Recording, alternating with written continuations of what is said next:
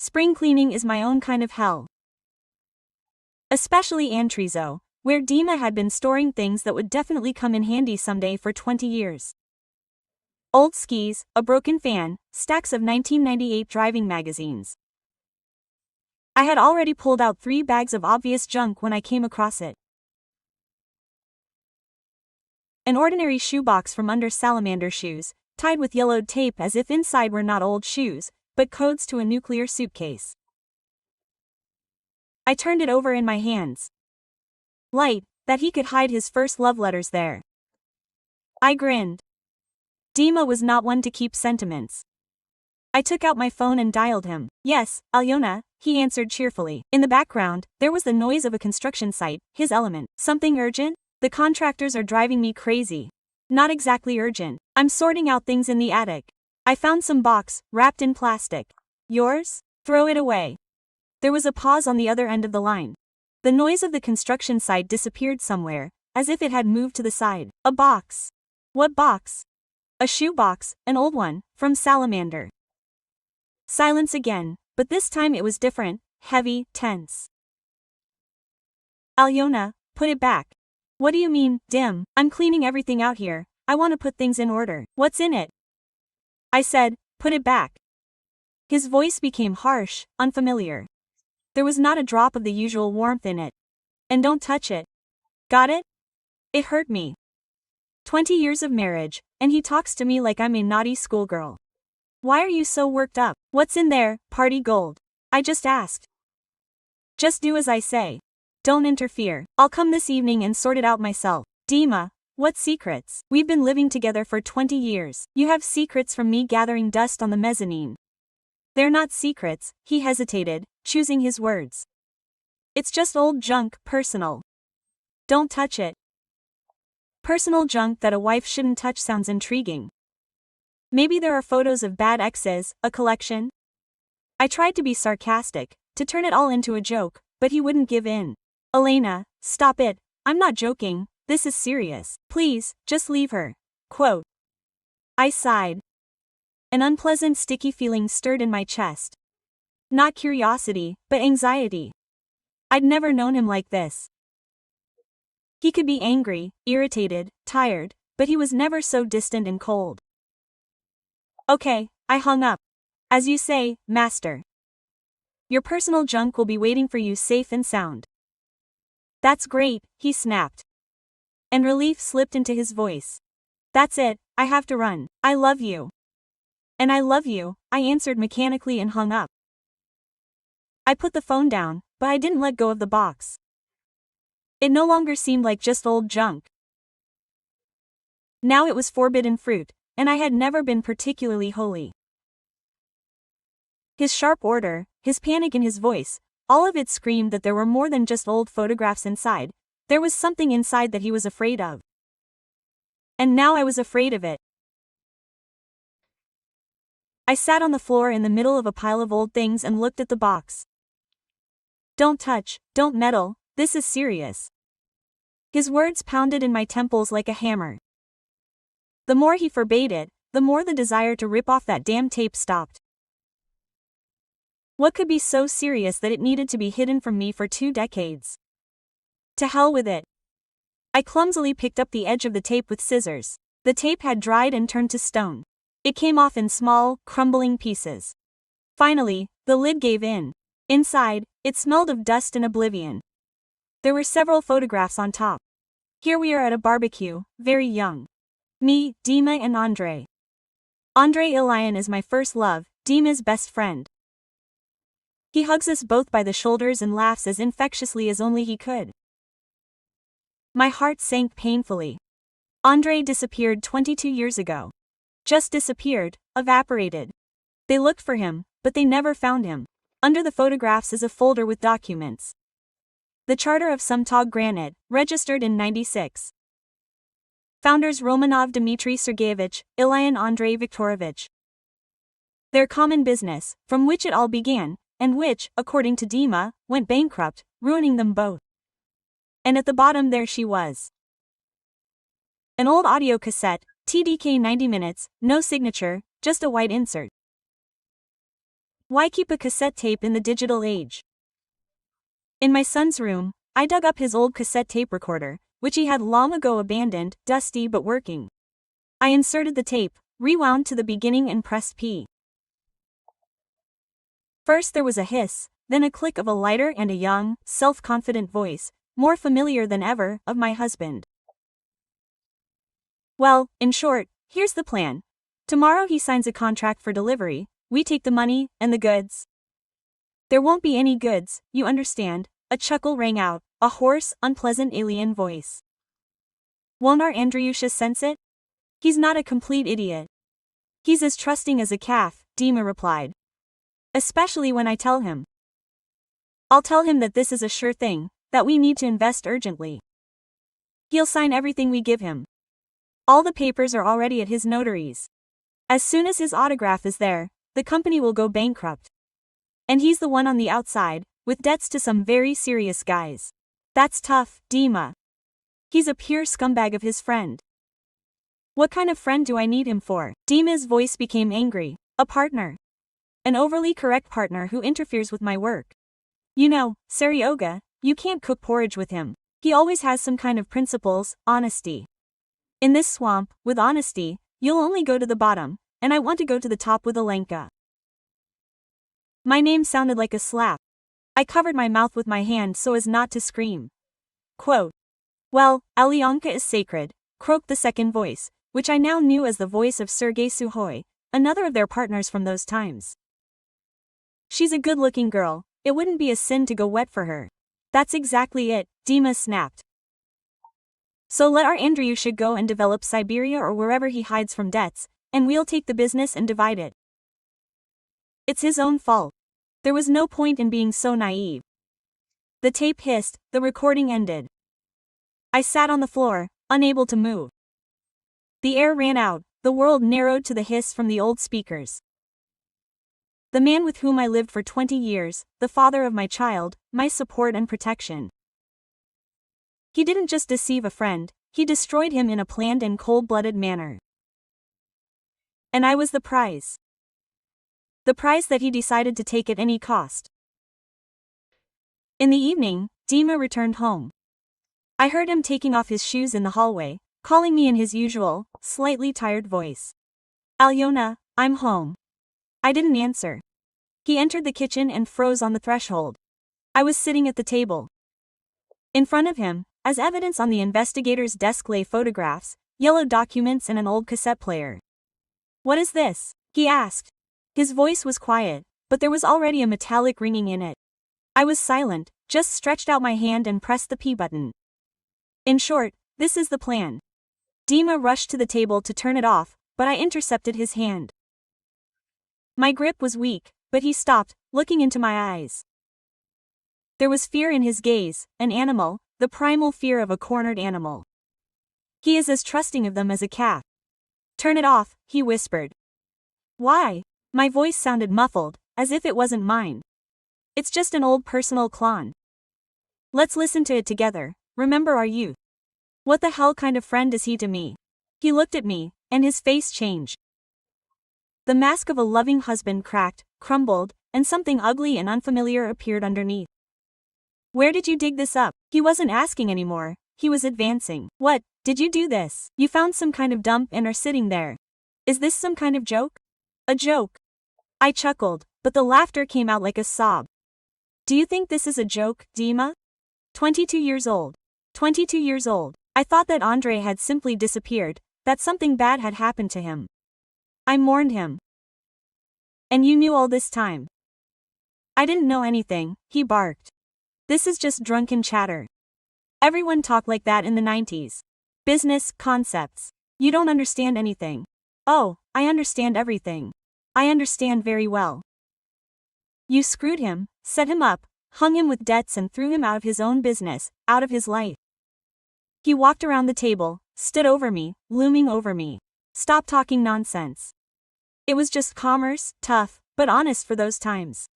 He screwed up himself, he couldn't handle it. I, on the contrary, tried to save the case. Save? I jumped up, knocking over the chair. You call this saving? You destroyed him. And then he came to me, consoled me. He said, how irresponsible Andre is, that he threw everything away and escaped. You lied to my face every day for these 20 years. I love you, quote, he shouted, so that the glasses in the cabinet clinked. I did all this for you, for us. Without him, we would have gone under. He was a dreamer, an idealist. And I wanted you to have everything. This house, the car, everything at the cost of another person's life, at the cost of your best friend's life. He didn't die, he just ran away, hid somewhere, and that's it. His confidence cracked. He took a step back. His eyes darted about. He was lying, and he knew that I saw it. I picked up the tape recorder. This is only part of the truth. Yes, only the beginning. The way you set him up. But that's not all, right? He was silent, breathing heavily. What happened next, Dima, when he realized everything? He couldn't just give in and leave. He would have come to you, to us. What did you do to him? I looked him straight in the eyes, putting all the pain and contempt that was boiling inside me into my gaze. What did you do to Andre? My question hung in the dead silence of the kitchen. Dima looked at me, and I saw the last bastions of defense crumble in his eyes. He deflated like a punctured balloon.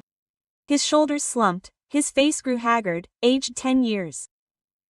He sank heavily onto the chair I had knocked over and covered his face with his hands. I didn't kill him. His voice was muffled, crushed. Do you hear, Alyona? I'm not a killer. I was silent. I waited. Out loud, I turned into one big, sharpened nerve. He came, Dima began, without taking his hands off his face. When everything came to light, when those people ran over him, he came to me at night. He was like a madman. He screamed that I had betrayed him, that I was scum. He was right, of course. He fell silent, catching his breath. I tried to talk to him, to explain, to tell him that I would give him part of the money when everything calmed down. But he did not listen. He said that he would go to the police, that he would tell you everything. I could not allow this. I was scared. I looked at his shaking shoulders and felt nothing. No pity, no sympathy, only icy emptiness. Suhav was with me, Saryoga. He said that the guy needed to be calmed down, that he would ruin our lives. We forced him into the car, said that we would take him out of town, talk calmly. Andre fought back, screaming. Saryoga hit him hard. He sobbed. For the first time in 20 years, I saw my husband cry, but his tears did not touch me. We took him far into the forest. We thought we would just scare him, leave him there so that he would cool down, understand that it was serious. He broke out of the car, ran into the darkness. I ran after him, wanted to stop him, bring him back, I don't know. He tripped, fell into some ravine. I heard a crunch. He screamed that he broke his leg. Dima finally raised his eyes to me. There was a plea in them. He wanted me to understand him, to forgive him. It was autumn, cold.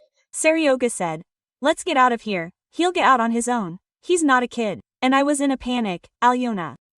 I was young, stupid, scared to death. I was thinking only about how not to go to jail myself.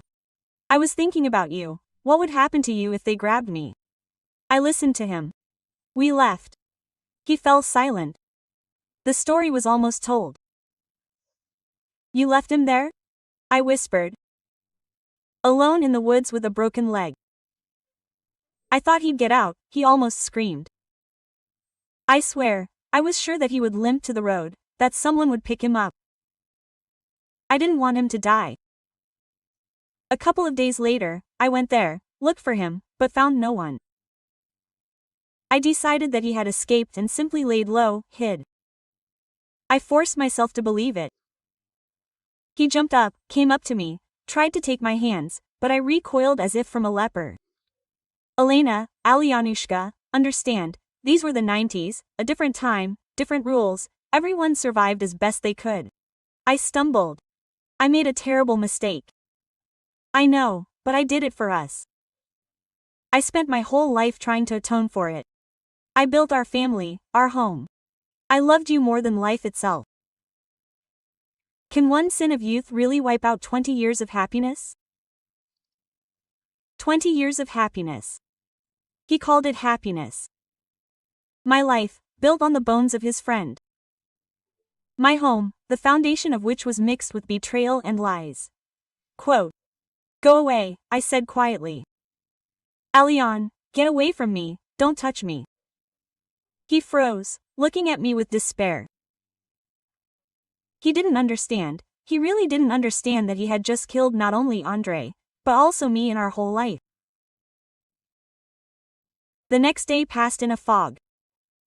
Dima spent the night on the sofa in the living room. We didn't talk. The silence in the house was so loud that it blocked my ears. I did some things mechanically, but my thoughts were confused. What should I do? Go to the police? Tell everything, ruin my life, the life of my son who adores his father, or keep quiet and live with this monster for the rest of my days? Around noon, the doorbell rang. I thought the neighbor had opened it without looking.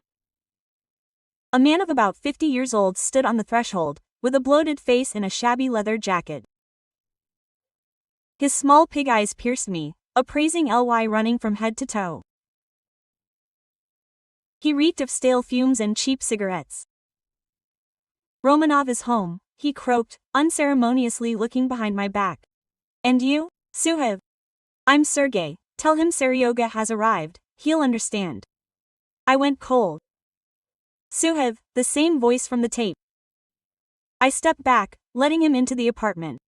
He entered without taking off his shoes, walked straight into the living room, as if he was at home. Dima, hearing the voices, left the room. Seeing Suhav, he froze. His face turned white as a sheet. Seryoga, what are you doing here? What brings you here? Business, Dima, business, Suhav grinned, plopping down in our chair. He crossed his legs, showing off his dirty boot. I just dropped by to borrow some money. You can't refuse to help an old friend. What money? We agreed on it. I gave you everything back then. That was then. Suhav waved his hand. Times are changing. You have everything going well, an apartment, a business, and I just got out of prison. Leaned back. It's not going well, not like a partner. He looked at me, and there was open mockery in his gaze. And this, as I understand it, is that very Alenka, the reason for all our exploits. And you have become prettier over the years, Dimka was right. I stood leaning against the wall, unable to utter a word. This man was the living embodiment of the dirt from my past. He was here, in my house, in my life. How much do you want? Dima squeezed out. For starters, 5 million for a new life, so to speak, and then we'll see. 5. Are you crazy? Where will I get you that kind of money? Well, that's your problem, Diamond. Suhav lazily scratched his unshaven chin. Sell something. A car, a dacha. You are a successful businessman. People have short memories, and the authorities have long ones. Especially in old cases where the body was not found or was found.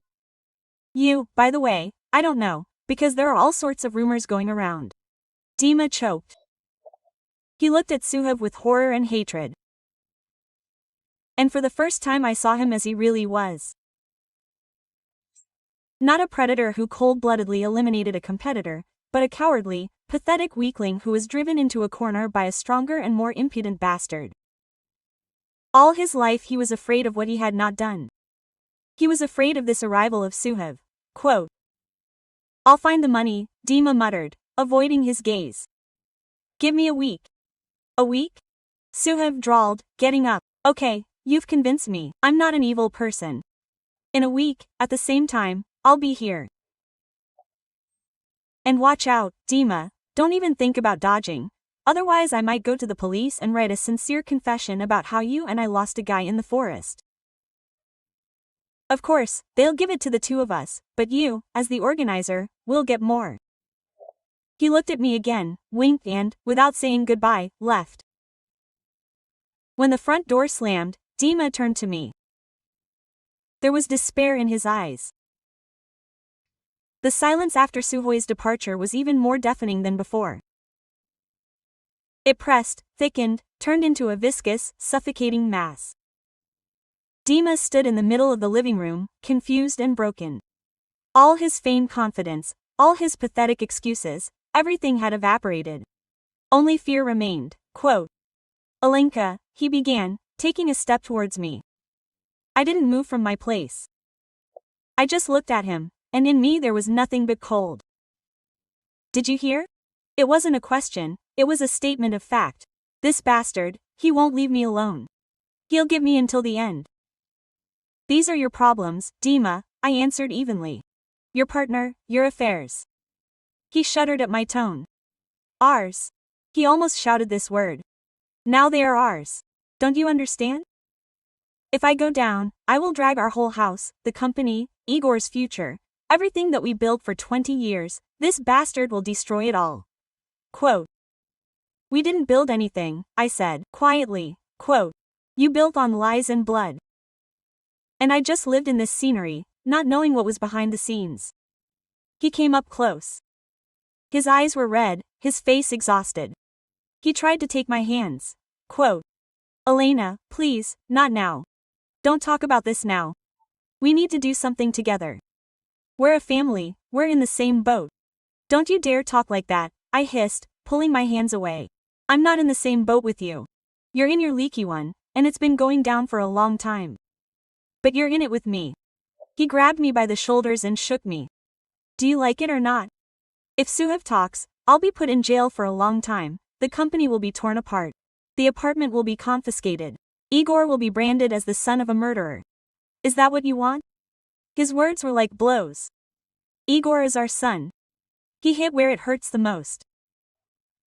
He knew where to aim. "Don't you dare pretend to be my son," I shouted in his face. "You got yourself into all this." "You?" Quote, "Yes, I did," he persisted. "It's my fault. But now is not the time to look for the guilty. Now we need to save what's left. Help me, Alenka. I beg you, help. We'll find this money, give it to him. He'll shut up and crawl back into his hole. And we'll be able to forget everything, start over." Forget. He seriously thought that it was possible to forget such a thing. To leave a friend's corpse in the past and live on as if nothing had happened.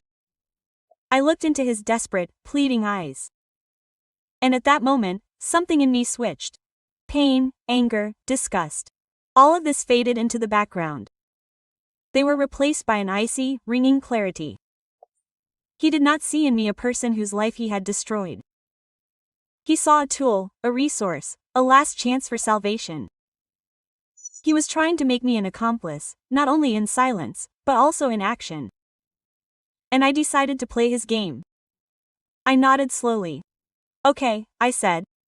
My voice sounded calm, even too calm. Quote, "Okay, Dima, I will help you. What do you need to do?"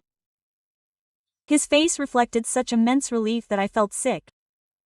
He did not notice anything. Neither the cold in my eyes, nor the steel in my voice. He heard only what he wanted to hear. "Thank you," he whispered, going limp. "Thank you, darling. I knew that you would not abandon me. We need to collect 5 million. I have about 3 in the company accounts. The rest, we have your savings in the book, and we can sell your car." He was already making plans, fussing, and I looked at him and understood that this was the end. He himself had just given me a knife and pointed out where to stab. For 2 days I played a role. The role of a frightened but faithful wife who is ready to do anything to save the family. I discussed with Dima where to get the money. I nodded when he said that we need to sell my car. I helped him call his friends, trying to borrow the missing amount. He believed. He wanted to believe so desperately that he didn't notice anything. He didn't see me looking away, didn't hear my hands shaking when I handed him coffee. For him, I became his Alenka again, his support. He even tried to hug me at night. I didn't push him away, I just lay there like a stone until he turned away and fell into a restless sleep. And I didn't sleep. I lay there and looked into the darkness, and a plan was forming in my head. On the third day, Dima left to meet me to try to borrow more from one of his old partners.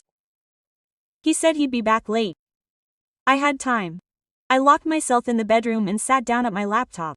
Social networks. I almost never used them, but now it was my only chance. I typed Victor Ilian into the search. Victor was Andrei's older brother. In those years, he was already working in the police in some homicide department. He personally searched for his brother, came to us, interrogated Dima. Dima then pretended to be a grief-stricken friend. How masterfully he lied. I found his page. A photo of a man with tired but piercing eyes. A colonel of justice, head of the investigative department. All these years he had not quit the service. Maybe he was still looking or had already resigned himself to it. The page listed the work phone number of the reception, but I searched further. I found his wife among his friends, and on her page, congratulations to her husband on his birthday, where his personal profile was noted. There, in the public domain, was a mobile phone number. I looked at these 11 digits for several minutes, not daring to press call. This was the point of no return. One call in my old life, no matter how deceitful it was, would disappear forever. I would betray my husband, the father of my child. And then I remembered Andrei's laughter in that old photo and Dima's empty, frightened eyes, telling how he left his friend to die in the forest. My fingers dialed the number themselves. The beeps were long and painful. I had already decided that he would not answer, when a tired male voice came through the receiver. Ilian is listening. I swallowed. The words stuck in my throat. Hello, I'm listening. Viktor Viktorovich, hello, I croaked. Yes, who am I talking to? You probably don't remember me. My name is Elena. Elena Romanova. There was silence on the other end of the line. He remembered. Of course he remembered. Romanova, he repeated slowly, without any expression. Dmitri's wife. What did you want, Elena? More than 20 years have passed. I know. My voice was shaking. I'm calling about your brother, about Andrei. Another pause. Have you found something new? Not quite. I think I know what happened to him. Speak. His voice became tough, professional. There was no trace of fatigue left in it. And I started talking, incoherently, confusedly, jumping from one thing to another. About the box, about the tape, about Dima's confession, about Suhoi's arrival and his blackmail. I spoke, and tears streamed down my cheeks. These were not tears of pity, but of dirt that was coming out of me along with the words. He listened silently, without interrupting me once. When I finished, he was silent for a long time. Quote, "Are you ready to give official testimony?" He asked finally. Yes, I answered firmly. And you can arrange the tapes so that both of them, your husband and this Suhev, meet and talk frankly about everything. Yes, Suhev will come for the money in 4 days. Okay, Alyona, he said, I understand everything. Don't do anything. Behave as usual. I will contact you and tell you what to do next. And thank you for calling. He hung up, and I sat there, clutching the phone and for the first time in days, feeling not fear or pain, but some strange, perverted relief. I had done everything right. The past 4 days had been torture. I was the perfect actress. I feigned panic, helped Dima collect money, and even went with him to the notary to formalize a power of attorney to sell my car. He looked at me with gratitude and guilty tenderness. It seemed to him that we had become a team again, a family overcoming difficulties. This made it even more disgusting. The night before, Victor had called me. He was brief and to the point. Our entire apartment would be wiretapped while we were at the bank withdrawing our last money. The capture group would be waiting in the neighboring apartment. My task was to talk them into a conversation, to make them confess everything on tape. At the appointed hour, the doorbell rang. Dima, pale and sweating, went to open it. I was standing by the kitchen table, where there was a sports bag stuffed with bundles of money. Victor had provided most of the money. It was a prop. Suhaib walked in. He was in high spirits, anticipating easy money. Well, my dears, have you collected the dues? He walked into the room without even looking at Dima. His eyes were glued to the bag. Quote, "It's all here," Dima said quietly. "Take it and get out of our lives forever." "Oh, no, that won't do." Suhaib opened the bag and ran his hand over the bundles. "Let's talk first, otherwise you might have slipped me a doll and there are cops outside the door." He sat down in a chair and crossed his legs. "What's wrong, Diamond? Genetto didn't tell me everything." He looked at me with a sly grin about how our friend Andriusha had broken more than just his leg. Dima tensed up. "Shut up, Seryoga, take the money and get out." "No, just wait. Let Alyonka know what kind of hero she married. He didn't just trip. Right, Diamond? You pushed him, I saw it myself. He lunged at you, and you shoved him into the enemy." My heart skipped a beat. I looked at Dima, he didn't deny it. Quote, "It was self-defense," he stammered. He was out of his mind. Quote, "Aha, self-defense." Suhaib laughed. "And then we heard him screaming down there, he broke his leg. And you were the first to say, 'Let's get out of here, it's your own fault. So don't play the victim.' We both left him there to die like a dog." Quote, "I didn't want him to die," Dima squealed. "I thought he would survive." "Come on, stop lying," Suhaib waved his hand. "You knew perfectly well that he wouldn't get out of there. At night in the forest with a broken leg. It was a perfect scenario. No body, no case, and you got everything, the business and his chick." "His chick, that's about me." I took a step forward. Quote, "So you killed him?" I said, looking straight into my husband's eyes, not asking, but asserting. "You left him to die." "It's all his fault," Dima screamed, breaking into a falsetto. He pointed his finger at me, then at Suhaib. Quote, "It was you who talked me into it. But you would have left me anyway. I know Andre was a poor dreamer. I would have given you everything. I did everything for you." At that moment, the living room door flew off its hinges. Masked men with machine guns burst into the apartment. Everyone on the floor, hands behind their heads. Suhaib and Dima froze in their tracks. Their faces were distorted with horror and incomprehension. A second later they were already being laid face down on the carpet, handcuffs snapped on their wrists. Victor Ilian entered the room. He did not look at them, he came up to me. "It's all over, Alyona," he said quietly. I looked at my husband lying on the floor, at his face distorted with fear, at the bag of money, at his ruined life, and I felt nothing, no malice, no relief, no pain, only a deafening, endless emptiness.